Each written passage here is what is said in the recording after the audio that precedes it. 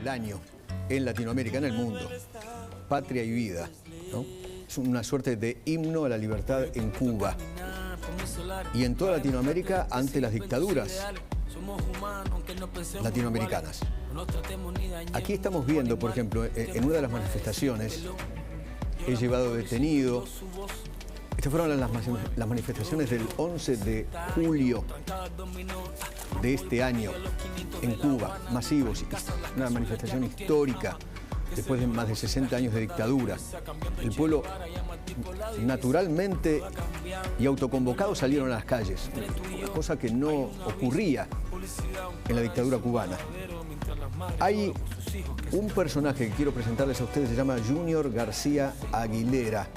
Él es dramaturgo y director teatral perseguido por el régimen cubano. Ahora está en Madrid, en España. Mire, él estaba así, por ejemplo. Así. No le permitían salir con, creo que con una flor, no me acuerdo si era un clavel o una rosa. Una rosa blanca. Una rosa blanca a la calle a protestar nada más. Y tuvo que estar así encerrado y se fue, se terminó yendo de Cuba, huyendo ahora en Madrid. Junior, ¿qué tal? ¿Cómo le va? Un gusto muy grande. Un abrazo grande y un placer enorme hablar con ustedes desde aquí, desde Madrid. Junior, ¿nos puede contar a los argentinos qué es sufrir la dictadura cubana? Es bien terrible, sobre todo porque la dictadura supo vender un producto a una buena parte del mundo, sobre todo América Latina y una parte de Europa, y una buena parte del mundo compró ese producto que resultó ser una estafa.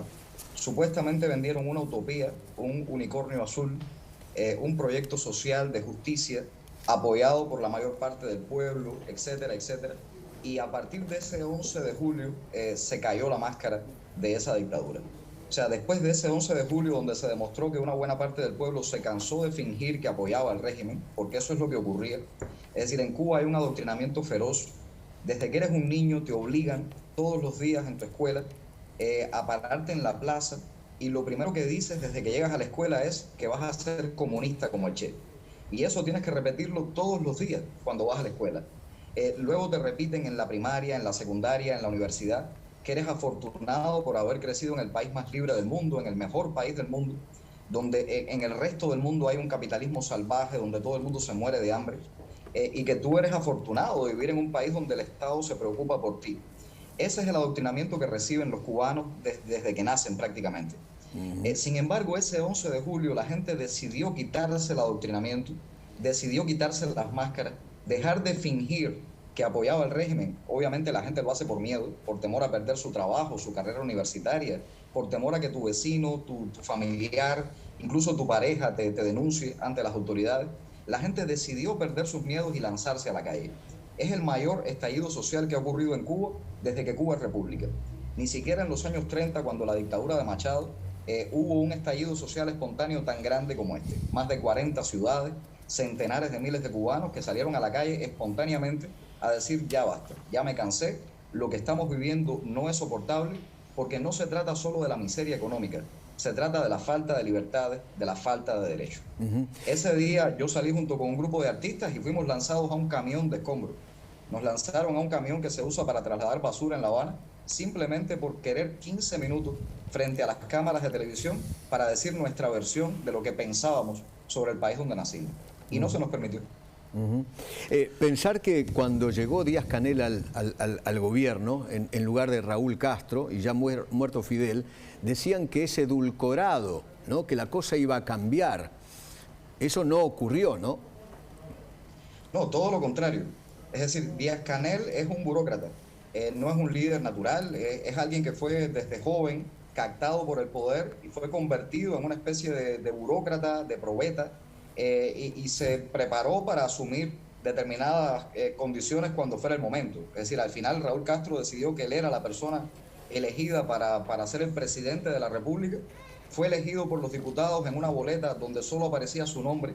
Es decir, era el único candidato que aparecía en esa boleta electoral. Y finalmente el pueblo tuvo que aceptarlo, pero es alguien sin carisma, es alguien totalmente sin liderazgo, y por lo tanto ha sido mucho más brutal la represión desde que él asumió. La reacción del pueblo también ha sido mucho más fuerte, es decir, la gente no lo acepta, la gente no le teme como sí sucedía con el caso de Fidel, que era una figura imponente, que había como cierto fanatismo casi religioso con la figura de Fidel. Y ahora con Díaz-Canel, por supuesto, no ocurre. Por lo tanto, es un dictador mucho más descarnado y también mucho más mediocre. Junior, por último, ¿nos puede contar cómo salió usted de la isla? ¿Cómo llegó a Madrid? Sí, bueno, el día 14 yo estaba prácticamente seguro de que iba a ir a la cárcel. Ya me lo habían dicho en la fiscalía, me lo había asegurado la seguridad del Estado en el último interrogatorio que me hicieron. Me describieron incluso cómo era la cárcel para donde iba. Me dijeron, usted va para el Combinado del Este por más de 20 años de prisión. Y el día 14, el día que yo había decidido, como en la foto, salir a marchar con mi rosa blanca, mi casa fue rodeada por alrededor de 300 personas. Ninguno de ellos era mi vecino. Fueron llevados hasta allí para hacerse pasar por mis vecinos y hacerme un acto de repudio que duró más de 12 horas. En horas de la madrugada, un grupo de amigos religiosos lograron sacarme de mi casa y llevarme para otro lugar. Obviamente ya la seguridad del Estado lo sabía y simplemente por razones que todavía no sé, pero en algún momento se sabrá, decidieron que era mejor quizás tenerme fuera de Cuba que meterme en la cárcel. O sea, estoy casi convencido de que me dejaron ir, incluso puede que me hayan tendido una alfombra roja para que me fuera, porque es lo que han hecho con casi todo el que en Cuba se opone al pensamiento único. O vas a la cárcel o vas al destierro. En mi caso, me vieron como una amenaza menor si decidía salir del país. Junior, no sabe cuánto le agradezco el testimonio. Le mando un gran abrazo desde Buenos Aires y cuente con nosotros. Somos amantes de la libertad y de los países libres. Y libres de dictadores. Un abrazo muy fuerte. Ojalá nunca más haya dictadores ni de un color político ni del otro. Totalmente de acuerdo. Ojalá. De eso se trata, porque no hay dictadores buenos y dictadores malos. Son dictadores, punto. De derecha, de izquierda, no importa. Exacto, exactamente. Abrazo enorme. Gracias. Abrazo. Junior García Aguilera. Bueno, señores, última vuelta. Aquí en la mesa, Diego Laje. Edu.